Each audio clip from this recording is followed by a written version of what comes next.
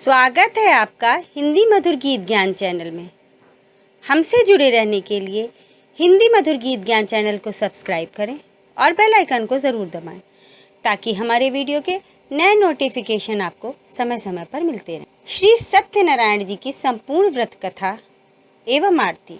श्री सत्यनारायण जी की पूजन सामग्री: केले के खंभे, आम के पत्ते, पंच पल्लव, सोने की प्रतिमा या यथाशक्ति जो भी प्रतिमा हो, कलश, यज्ञोपवीत, पंचरत्न वस्त्र, चावल, कपूर, अबीर, गुलाब के फूल, धूप, दीप, पुष्पों की माला, तुलसी दल, श्रीफल, पान, ऋतुफल, पंचामृत, दूध, दही, अंगवस्त्र, शक्कर, घृत, शहद, नैवेद्य, केसर, कलावा, बंधनवार, चौकी इत्यादि।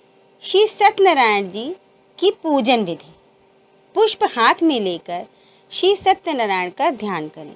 यज्ञोपवीत पुष्प, धूप, नैवेद्य आदि से युक्त होकर स्तुति करें।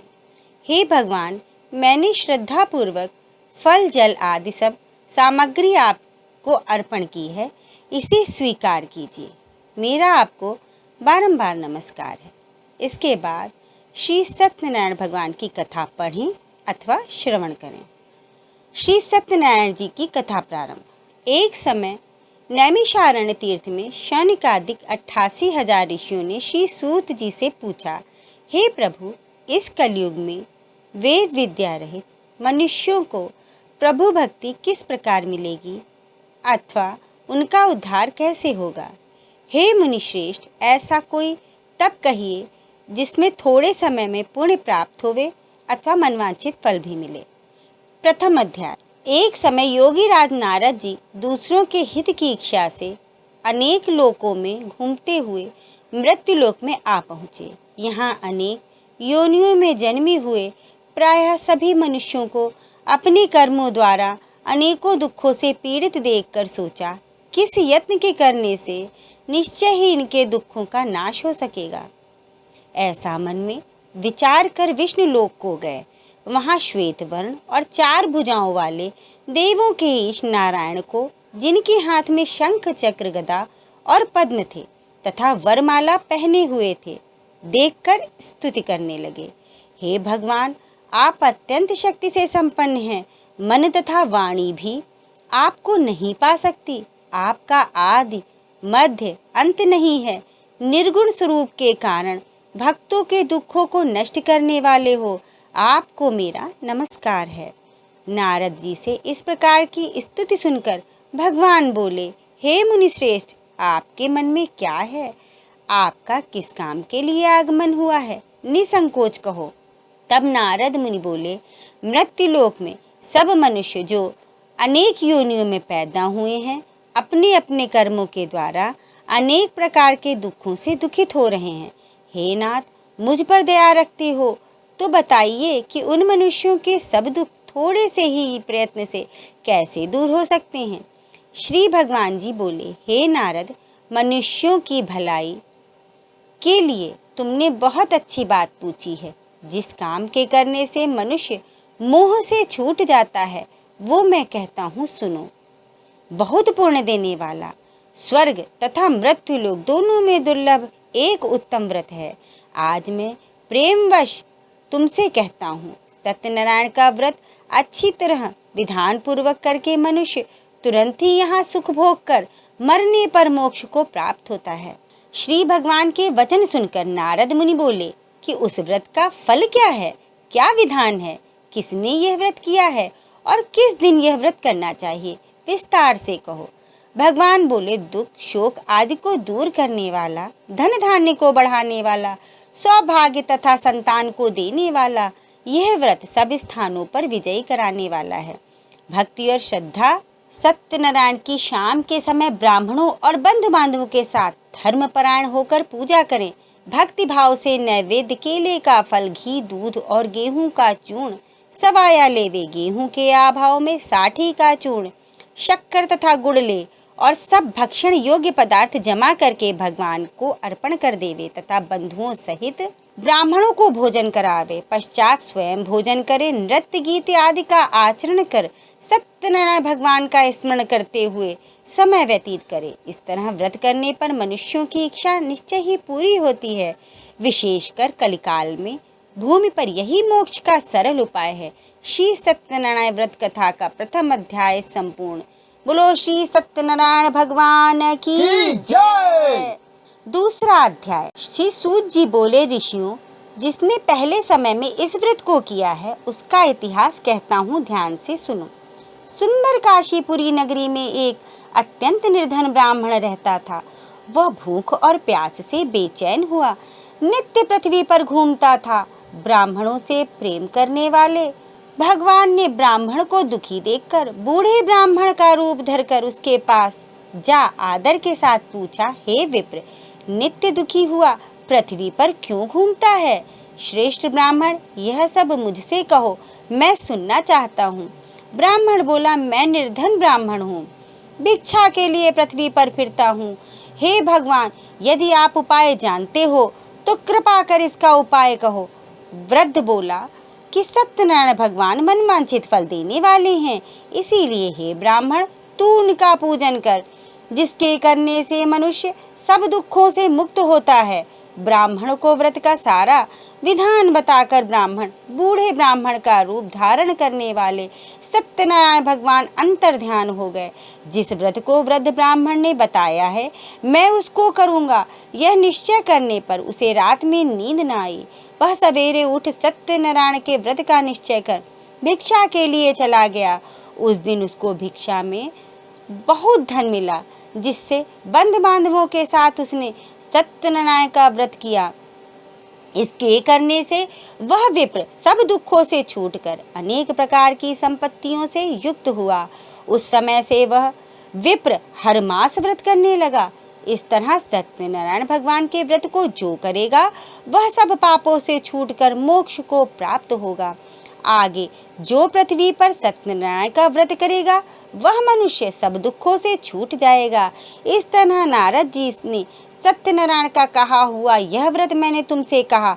हे विप्रों, मैं अब और क्या कहूँ? ऋषि बोले, हे मुनीश्वर, संसार में इस विप्र से सुनकर किस किसने इस व्रत को किया, हम सब सुनना चाहते हैं। इसके लिए हमारे मन में श्रद्धा है।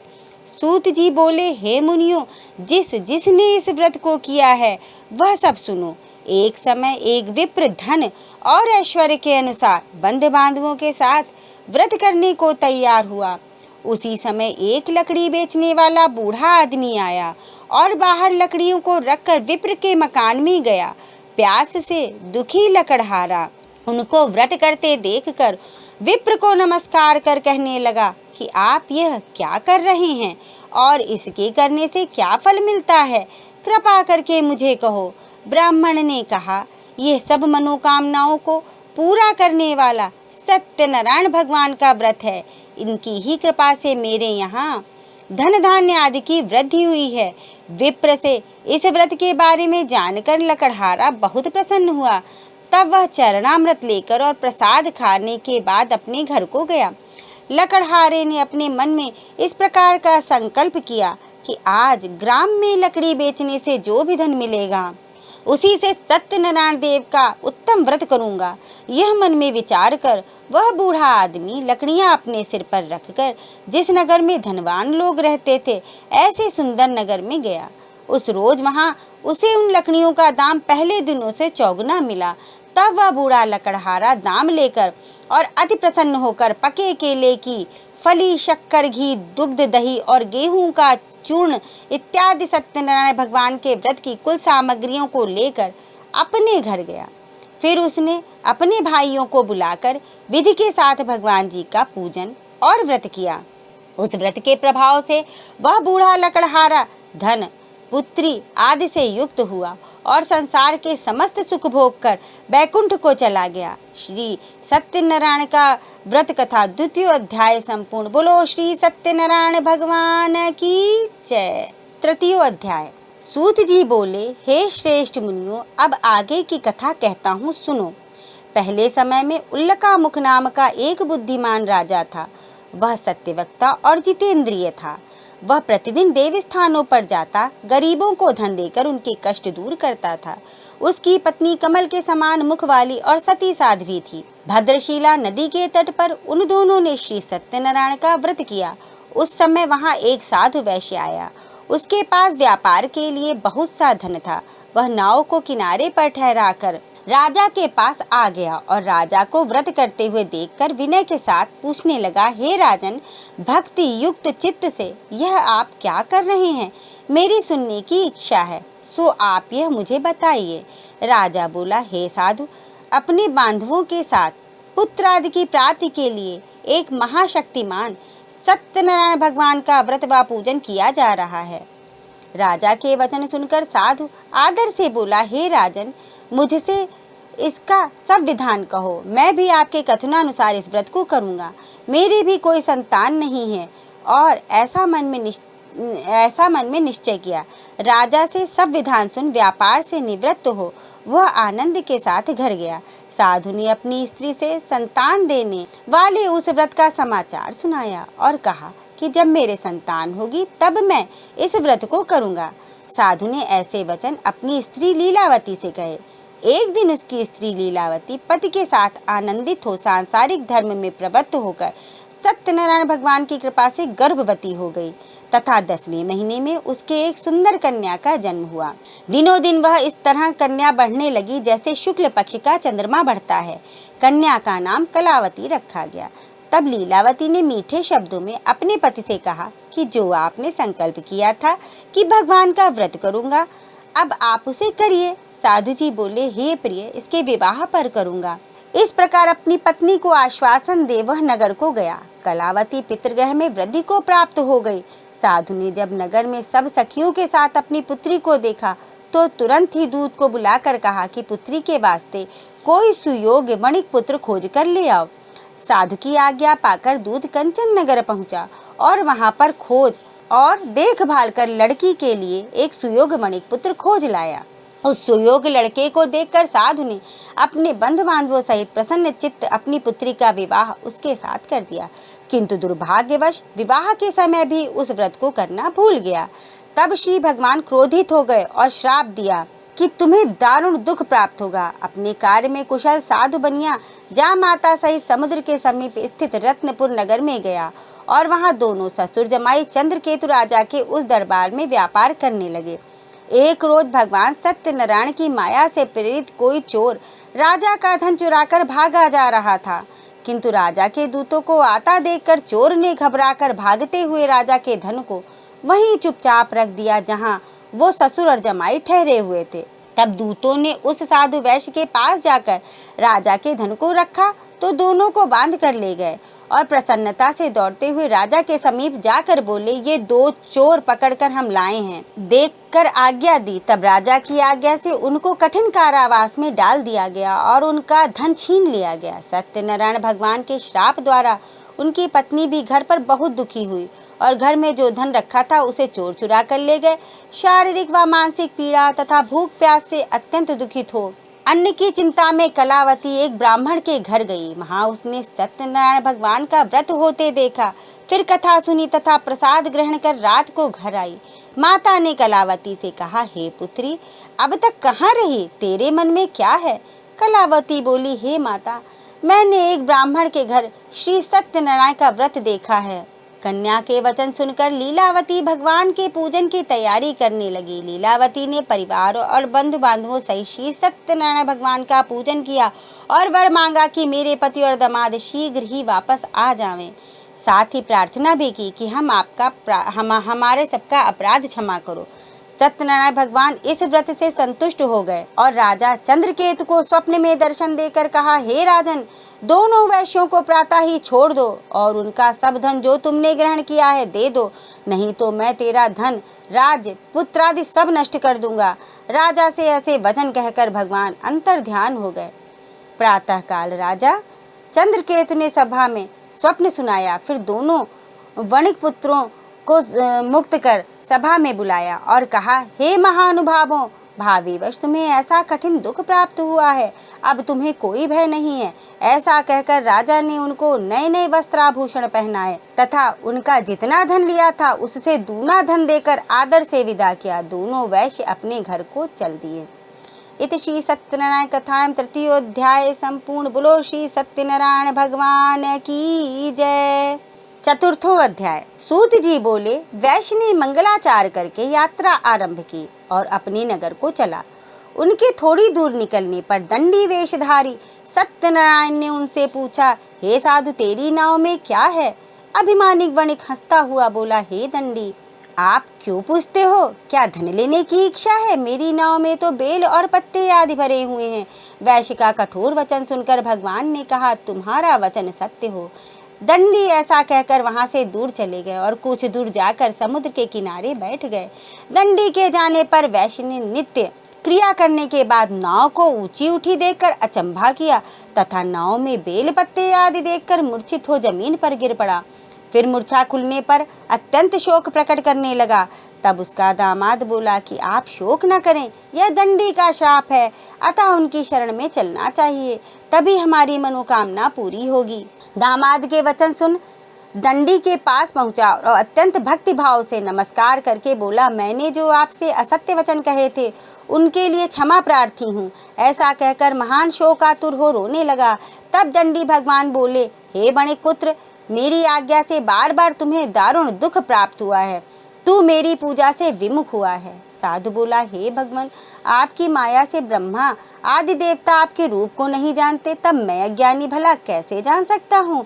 आप प्रसन्न हो जाइए, मैं सामर्थ्य के अनुसार आपकी पूजा करूँगा, मेरी रक्षा करो और पहले के समान मेरी नौका को धन से परिपूर्ण कर दो। उसके भक्ति युक्त वचन सुनकर भगवान प्रसन्न हो उसको इच्छानुसार वर देकर अंतर ध्यान हो गए।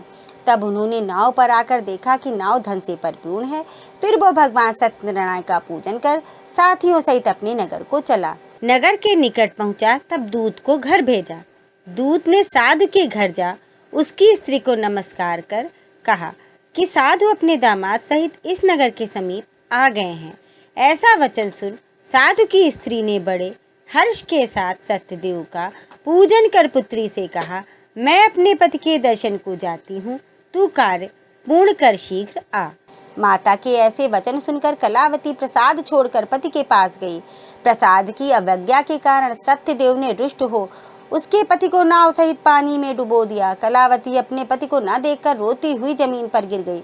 इस तरह नौका को डूबा हुआ तथा कन्या को रोता हुआ देख साधु दुखित हो बोला, हे प्रभु, मुझसे या मेरे परिवार से जो भी भूल हुई है उसे क्षमा करो। उसके दीन वचन सुनकर सत्यदेव प्रसन्न हो गए और आकाशवाणी हुई, हे साधु, तेरी कन्या मेरा प्रसाद छोड़कर आई है, इसीलिए उसका पति अदृश्य हुआ है।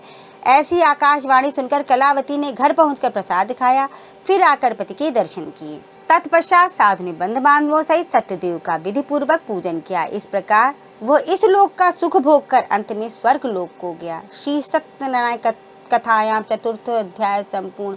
बोलो श्री सत्यनारायण भगवान की जय। पांचवा अध्याय। सूत जी बोले, हे ऋषियों, मैं और भी कथा कहता हूँ, सुनो। प्रजा पालन में लीन तुंगध्वज नाम का एक राजा था। उसने भी भगवान का प्रसाद त्याग कर बहुत दुख पाया। एक समय वन में जाकर वन्य पशुओं को मारकर वह बड़ के पेड़ के नीचे आया। वहां उसने ग्वालों को भक्ति भाव से बंधु बांधवों सहित सत्यनारायण जी का पूजन करते देखा। राजा देखकर अभिमानवश वहां नहीं गया और ना ही नमस्कार ही किया। जब ग्वालों ने भगवान का प्रसाद उसके सामने रखा तो वो प्रसाद त्याग कर अपनी नगरी को चला गया। वहां उसने अपना सब कुछ नष्ट भ्रष्ट पाया। जान गया कि ये सब भगवान ने ही किया है। तब वह विश्वास कर ग्वालों के समीप गया और विधि पूर्वक पूजन कर प्रसाद खाया तो सत्यनारायण देव की कृपा से सब कुछ पहले जैसा हो गया।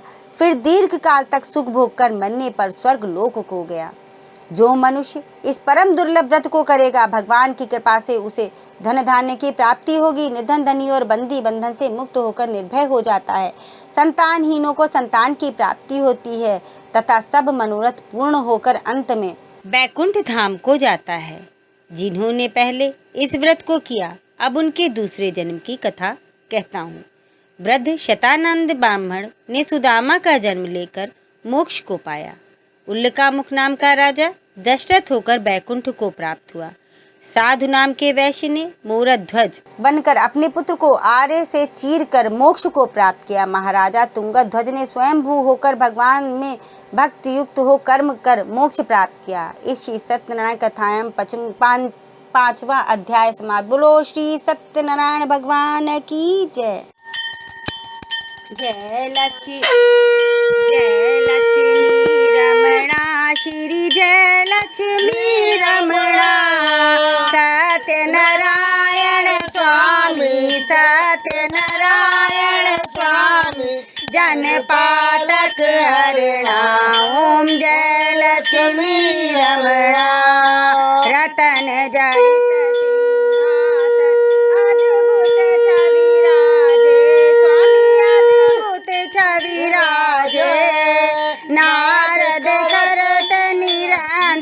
घंटा ध्वनि बाजे ओम जय लक्ष्मी रमणा प्रगट भये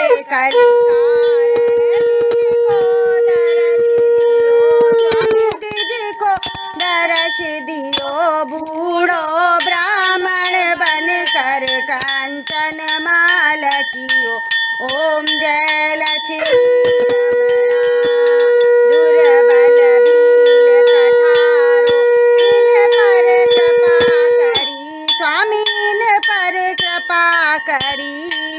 चंद्र चूण एक राजा तिनकी विपति हरि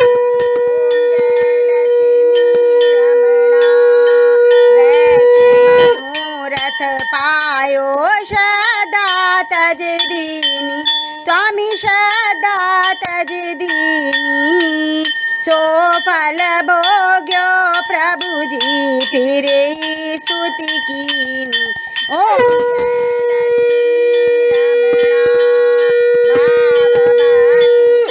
कारण छिन छिन रूप धरो स्वामी छिन छिन रूप धरो श्रद्धा धारण कीनी तिनके काज सरो ओम जय लक्ष्मी रमणा ग्वाल बाल संग राजा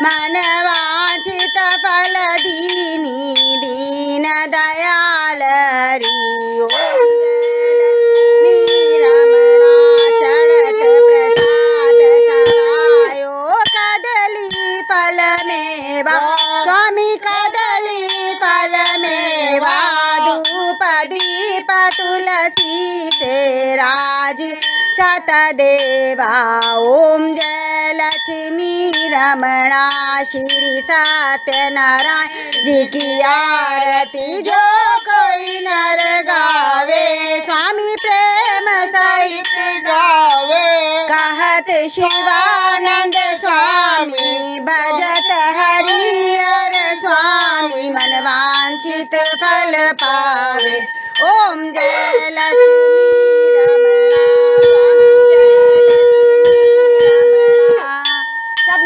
श्री सत्यनारायण भगवान की जय।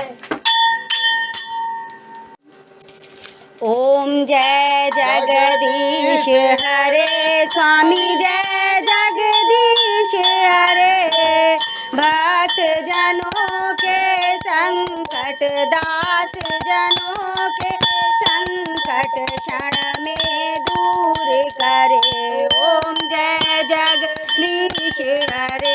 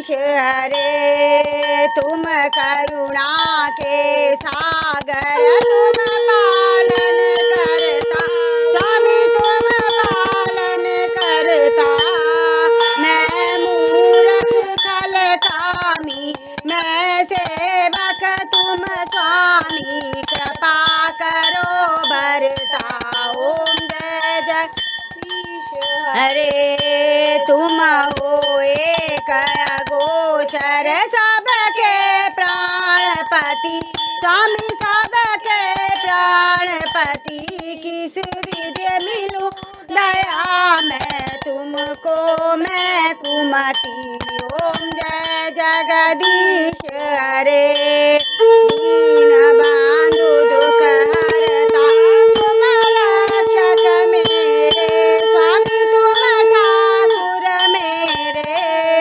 अपने हाथ उठाओ अपनी शरण लगाओ द्वार पड़ी न तेरे ओम जय जगदीश हरे विषय विकार मिटाओ पाप हरो देवा स्वामी कष्ट हरो देवा श्रद्धा भक्ति बढ़ाओ संतन की सेवा जय जगदीश हरे तन मन धन सब है तेरा प्रभु सब कुछ है तेरा तेरा तुझको अर्पण तेरा तुझको समर्पण क्या लागे मेरा ओम जय जगदीश हरे श्याम सुंदर जी की आरती जो कोई नर गावे प्रभु प्रेम सहित गावे कहत शिवानंद स्वामी भजत हरि हर स्वामी मन वांछित फल पा